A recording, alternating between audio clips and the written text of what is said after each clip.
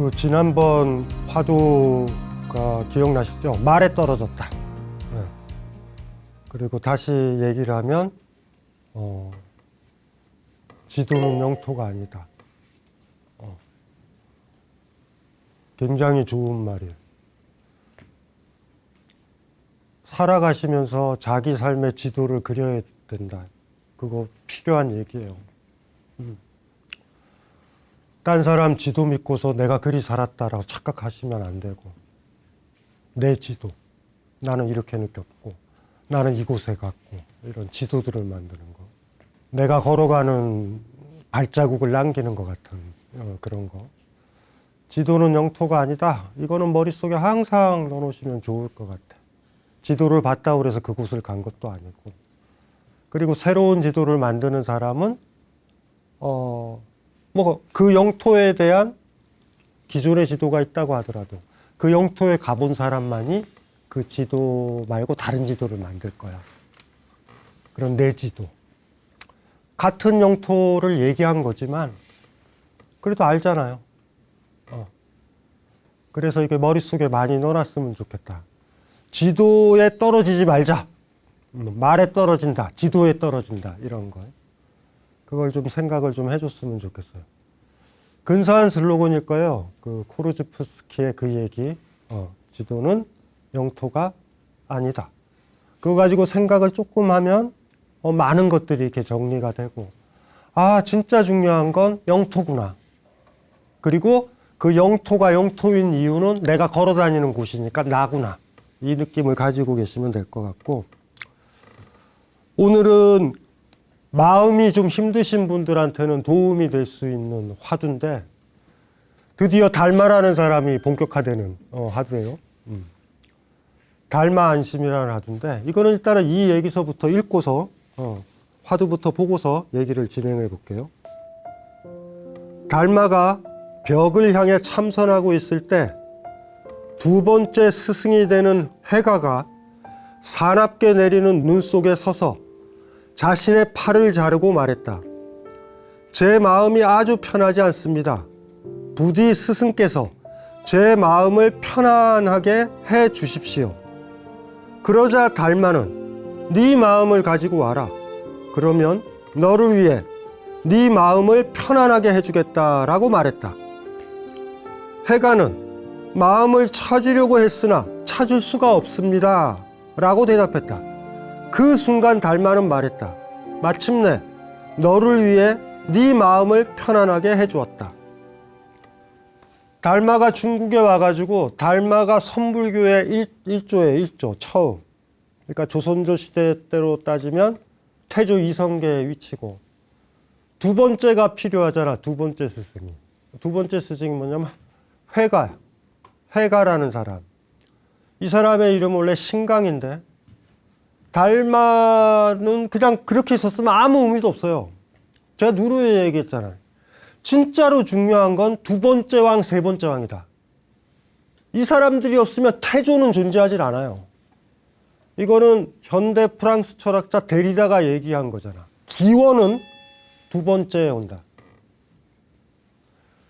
이게 기원이 있고서 수원지, 오리진이잖아요. 오리진.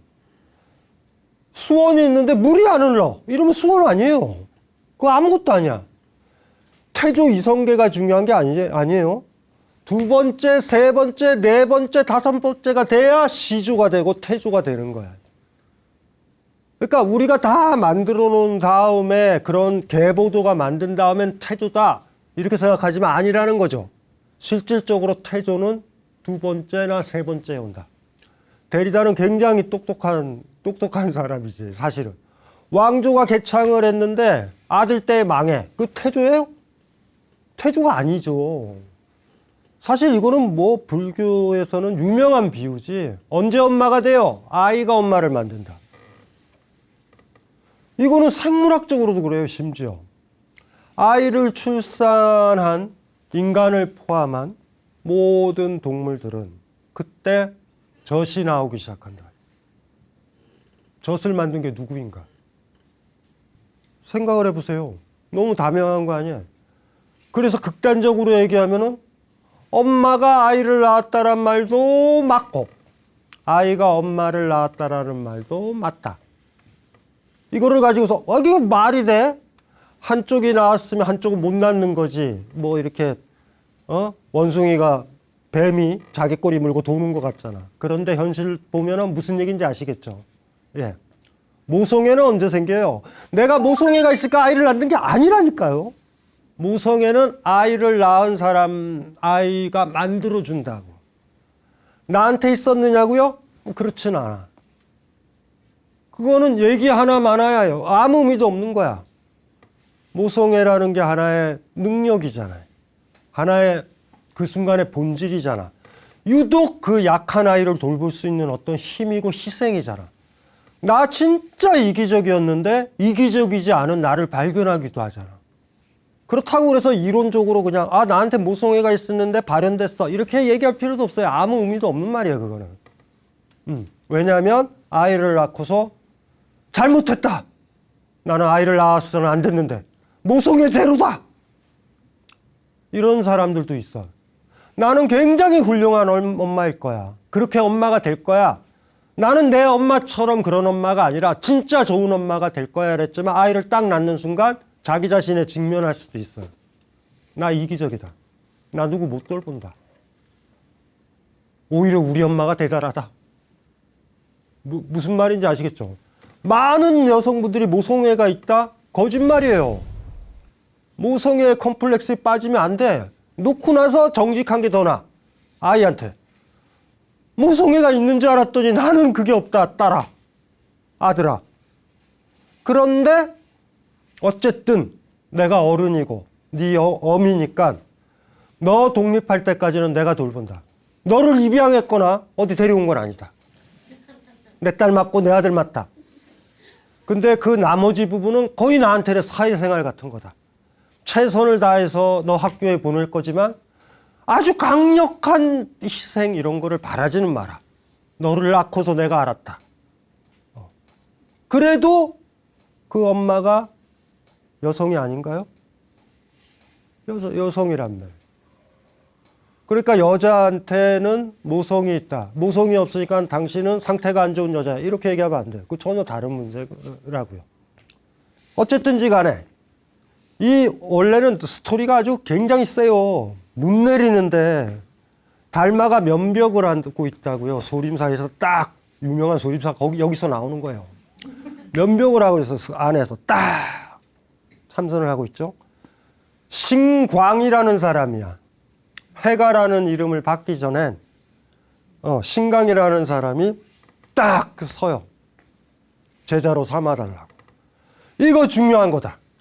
이거 굉장히 중요한 거이기도 하지만 이 2조를 잘못 뽑으면 달마는 1조도 안 된다 사실은. 자기의 모든 가르침이 대가 끊어질 수도 있는 거예요 사실은. 너도? 그래 너 2조 너 3조 신난다 흥행됐다. 무슨 이런 문제도 아니 너무 심각한 문제야. 딱 이렇게 있는 거죠. 원래 스토리를 얘기하면 눈이 여기까지 쌓여. 해가는 신강이라는 사람 해가는 이렇게 서 있는 거야. 안 돌아가겠다.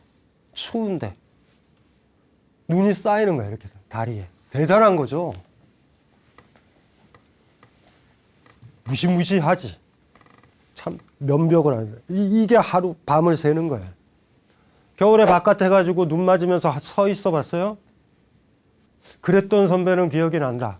그 여자친구 집 앞에서 추운 겨울날 그쵸? 그러니까 서 있었던 사람.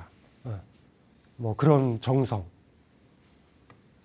지금은 스토킹이 되는. 옛날에는 정성. 웬만큼 사랑한다고 그래도 그 마음 변하기가 쉬우니까 옛날에는 그 정도 정성이 있어야 된다 이렇게 생각했던 시절인데 지금은 스토킹이 됐죠. 지금은 스토킹이 됐을 거야. 경찰 신고하고 막 들어간다. 그쵸? 마지막에는 어떻게 제재가 되냐면 웬만하면 가라 그랬을 거 아니에요. 아니면 아마 무시했을 거야 이렇게. 눈이 쫙 내리고 있잖아. 그때 팔을 잘라. 여기서 이게 극적인 거예요. 이게 동아시아적인 거야. 이렇게 막 팔을 자르고 피가 나고. 눈 내렸던 게 포인트예요. 하얀 눈이 내렸을 때 피가 팍 튀기는 거야. 팔 잘라보지 않았죠? 그치? 팔 자르면 위험하지. 그쵸? 피가 팍 퍼지는 거야. 그리고 그렇게 맑고 고요한 것에 피가 떨어져서 식었을 때 나는 냄새. 동맥피가 터졌을 때 나는 눈에서 났을 때 냄새. 그 냄새가 달마가 등을 지고 있다고 그래도 왜 안 느끼겠어? 느껴져. 야, 얘 진짜구나. 얘 죽겠다라는 거 아니에요. 왼팔 자르고 오른팔 자르고 다 자를 놈이다. 이놈 자체는. 그래가지고 받아들이는 거죠. 그래서 여기 스토리가 나오는 거예요. 너 왜 이러냐? 너 왜 이렇게 스토커 짓을 하냐? 이렇게 물어보는 거죠. 한번 또 떠보는 거지. 그랬더니 뭐라고 얘기를 해요? 마음이 편하지 않다. 마음이 편하지 않다. 한자 그대로 이게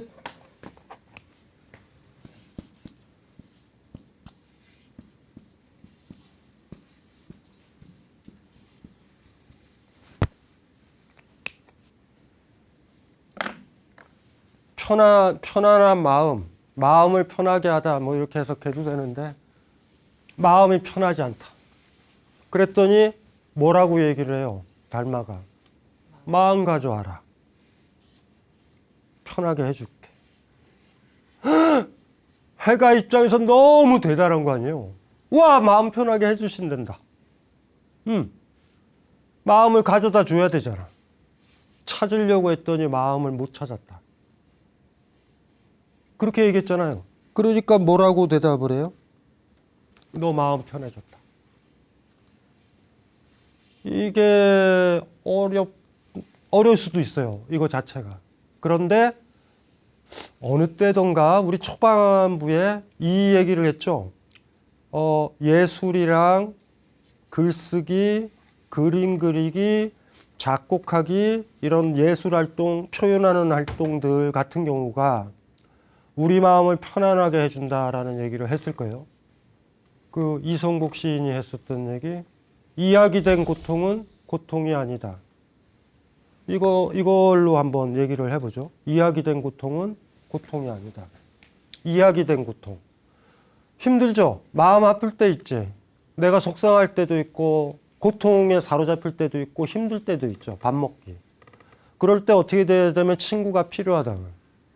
친구한테 내가 힘든 거를 얘기를 하는 그 순간만은 편해져요, 내가. 제가 그때도 얘기를 했지만은 그림이랑 똑같아. 제가 이 책을 그린다라고, 이걸 데생을 한다라고 생각을 해보자고. 일정 정도 거리가 떨어져야 이걸 그릴 수 있잖아요. 여기 있는 컵도 그리려면 일정 정도 거리가 주어져야 되죠. 내가 이렇게 붙어 있으면, 눈이 탁 붙어 있으면 이걸 어떻게 묘사를 해? 제 감정을요, 묘사를 하는 순간 거리가 생기는 거야. 이야기된 고통과 내가 느끼는 고통의 차이인 거예요. 이야기된 고통은요, 마치 삼자인 것처럼 나를 얘기를 하거든. 그래서 내가 힘들었어. 그 사람이 그러더라고. 나한테 그렇게 무례하게 그러더라고. 회사에서 이러더라고. 시어머니가 이러더라고. 에? 내 아들과 딸이 이렇게 얘기를 하더라고, 나한테. 얘기를 하면 어떻게 돼? 마치 딴 사람 얘기하듯이 거리가 만들어지잖아. 왜 예술을 할까? 왜 창작을 할까? 왜 글을 쓸까? 핵심은 거기가 있어요. 이야기된 고통. 말해진 고통은 고통이 아니에요, 그 순간에. 말 다 끝나고 친구 간 다음엔 어떻게 돼? 다시 힘든 게 오긴 와요. 그런데 예전보다 적다. 그러면 그 이야기했던 거 있잖아요. 그 이야기했던 것들이 우리 인간이 가지고 있는 문학작품, 하나의 음악, 하나의 그림일 수 있다. 그래서 딱 보면은 좀 괜찮은 작가라든가 이런 사람, 미술가, 작곡가들 보면은 삶이 더럽게 힘들어요. 평안하게, 웬만하면 평안하게 살았고 기껏 고통이어봤자 변비 정도인 사람, 이런 사람들의 작품과 전쟁을 겪었던 사람들, 어쩌면 우리가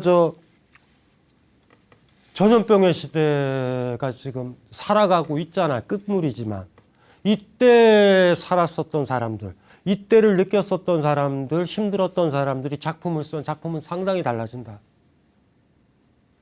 이야기를 안 하면 너무 힘든 그걸 겪은 사람, 그 고통이 너무 세서 이야기하지 않을 수 없게 된 사람들의 작품은 그 사람의 표현 능력만 있다면.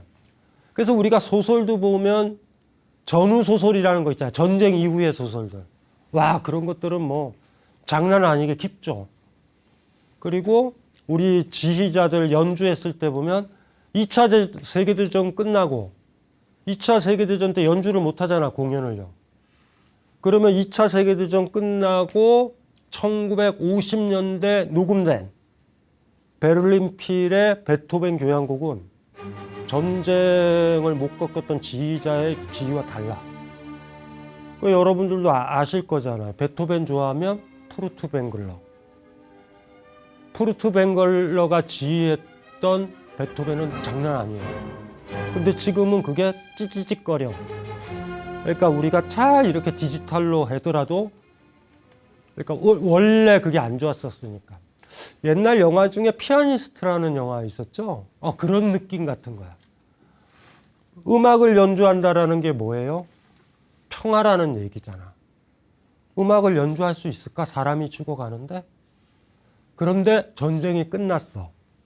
공연장도 일부분 파손은 돼 있지만 피아노가 언제 칠까 이런 생각을 했는데 피아노 뚜껑을 열고 그 피아니스트가 첫 터치를 딱 할 때 그때의 그 터치는 콩쿠르드에서 상 타려고 터치하는 터치와는 달라요, 전혀.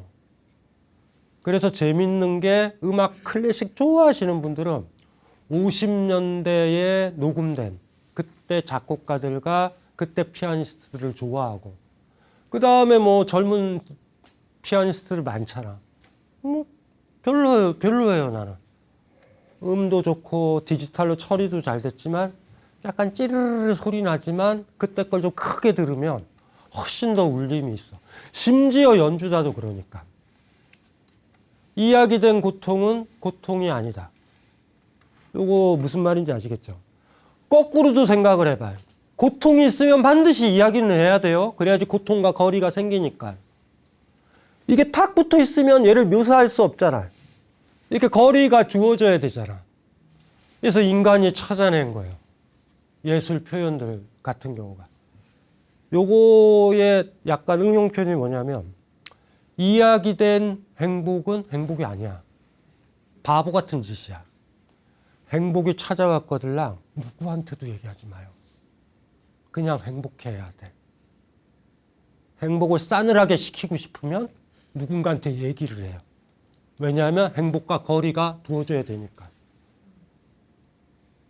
그래서 진짜 어머 난 너무 행복해 좋아 이런 사람 보면은 너는 끝이다 이제. 진짜 행복을 누리고 싶으면 사람 만나지 말고요. 혼자 킥킥거리고 있으면 돼. 아이 좋다. 혼자 커피 마시고 있으면 돼. 이야기하지 마요 그냥.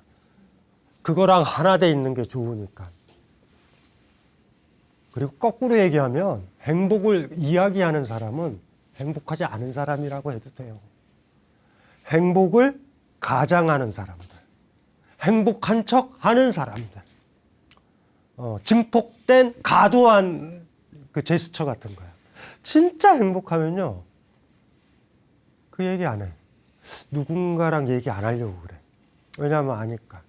그래서 묘하죠. 아주 힘들거나 슬프다면 누군가랑 얘기를 하면 눈물이 좀 가시고 힘든 게 가셔. 반면 진짜로 행복하거나 기쁘다면 사람들과 떨어져서 빨리 혼자 있어야 돼. 표현하지 마. 그냥 거기에 젖어 있으면 좋아요.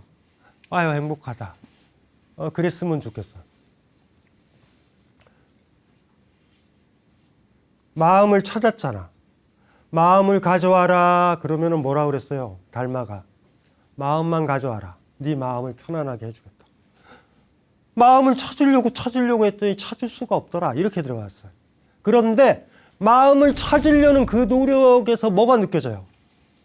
거리가 느껴지지 않아요? 내 고통스러운 마음을 찾으려고 그랬거든요. 그런데 그 고통스러운 마음을 찾으려는 내 마음, 걔는 고통스러운가요? 순간적으로 거리가 생기는 거야. 그래서 사실은 쉽게 얘기하면 달마가 얘기한 거야. 너 이제 편했지? 너 마음 편해졌지? 됐지? 요게 1차적으로 이해할 수 있는 하나의 방법인 거야. 마음이 아프다, 마음이 아프다, 마음이 아프다라고 얘기를 했는데 마음 가져와봐. 아픈 마음을 찾으려고 한다라는 건 뭐예요? 내 마음이 아픈 마음과 거리가 생겨야 되잖아. 이걸 어떻게 찾지? 내 마음에 아픈 마음은 어떻게 찾지? 이야기된 고통은 고통이 아닌 것처럼. 이야기하는 순간 힘은 안 들거든요, 나는.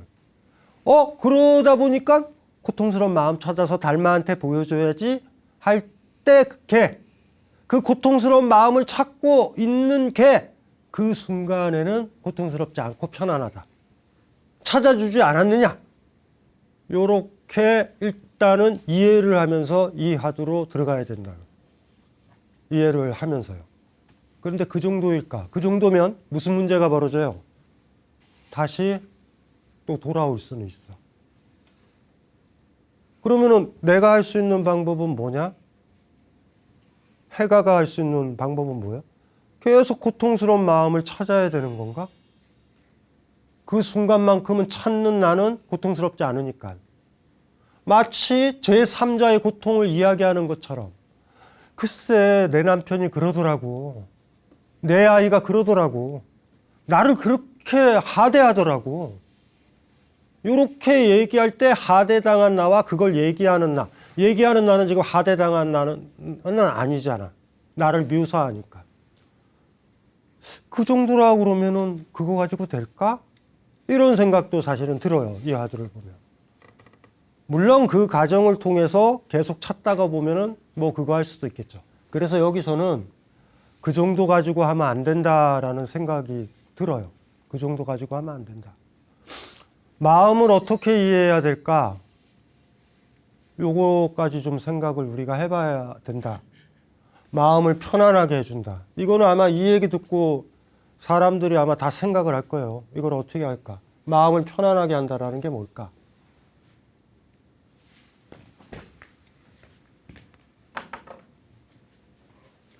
예전에 그거 기억나요? 무아 다룰 때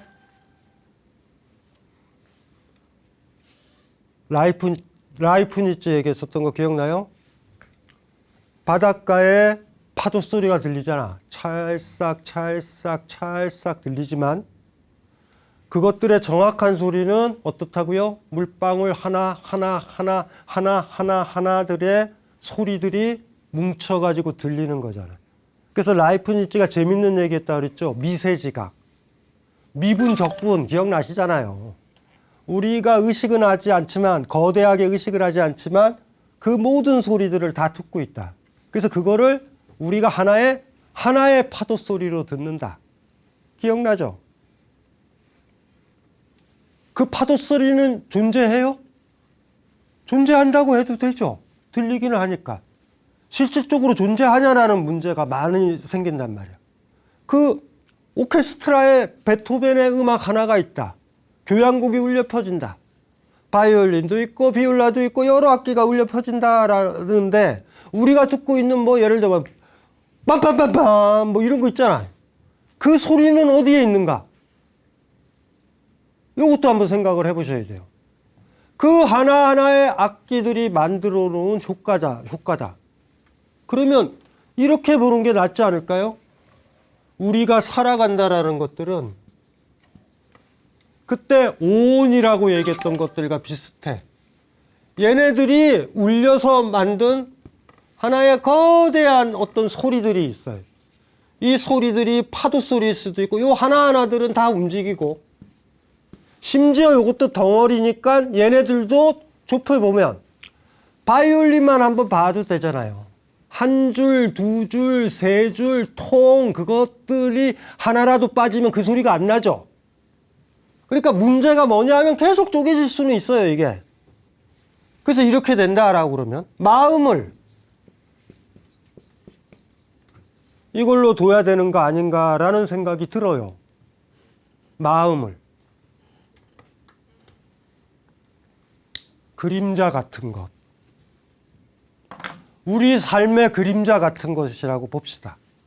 그래도 거대한 파도 소리 하나는 존재해요. 베토벤 5번은 존재해요. 이렇게 믿으면은 믿을 수도 있어요.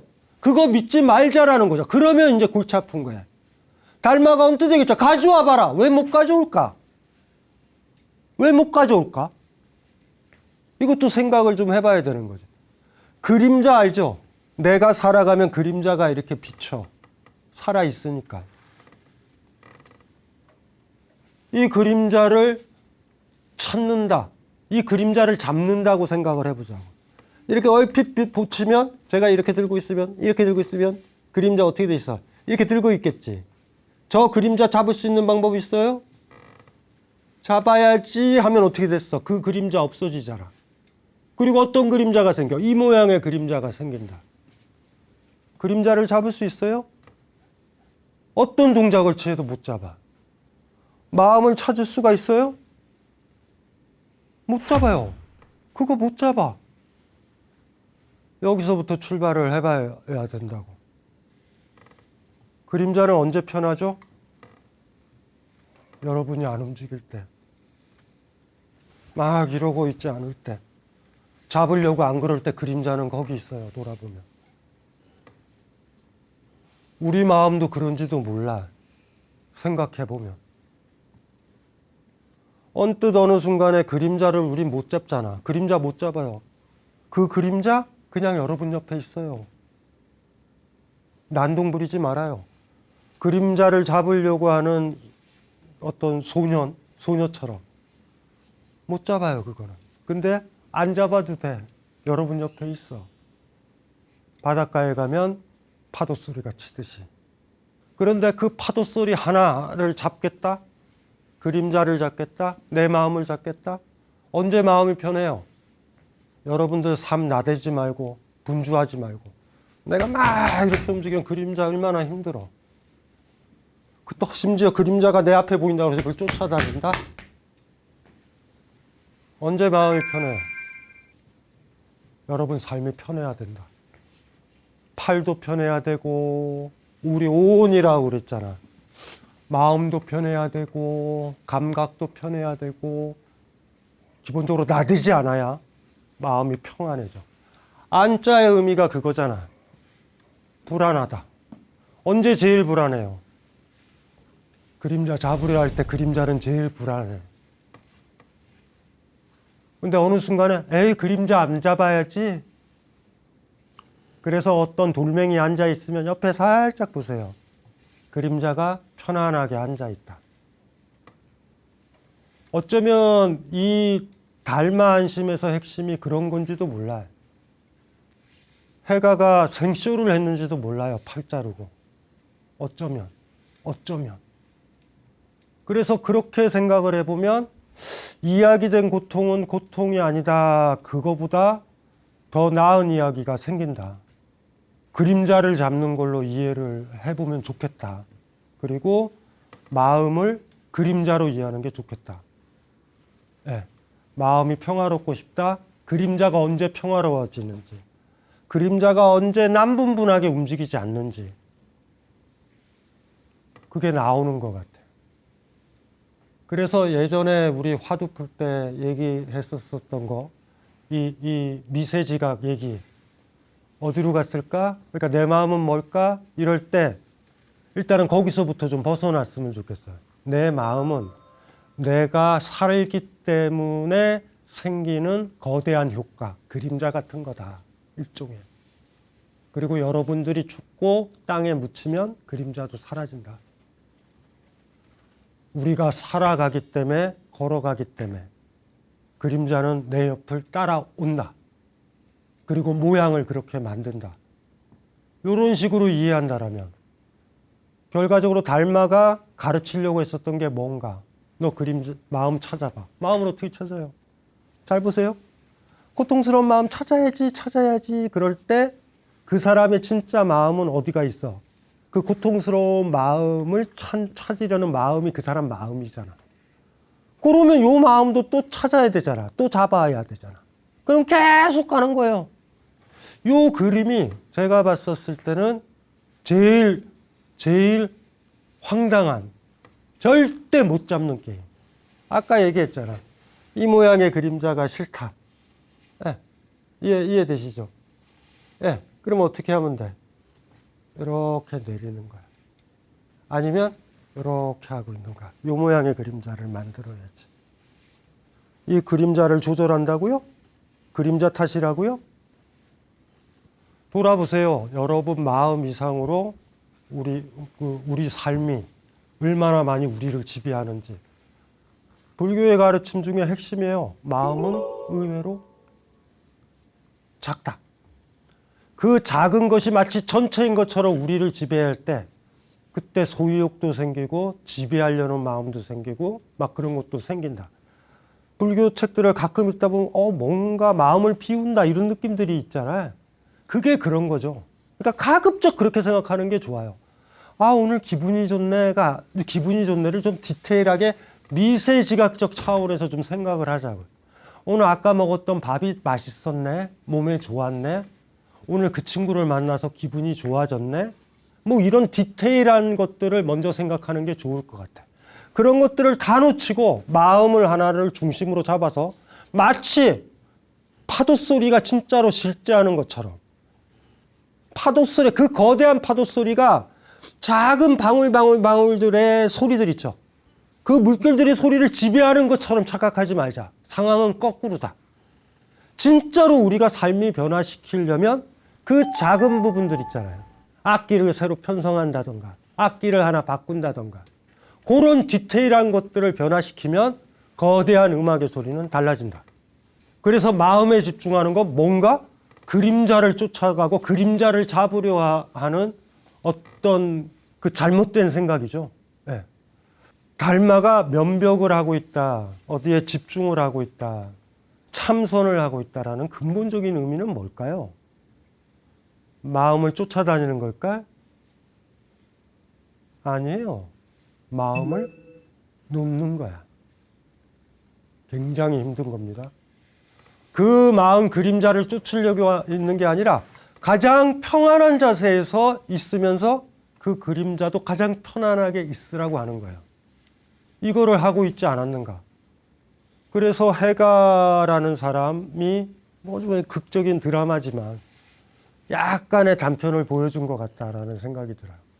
요 화두는 읽으면 읽을수록 항상 생각나는 게 조금 뭐라 그래야 되나? 원초적인 어떤 모습도 떠오르지만 생각할 거리가 참 많은 것 같아요.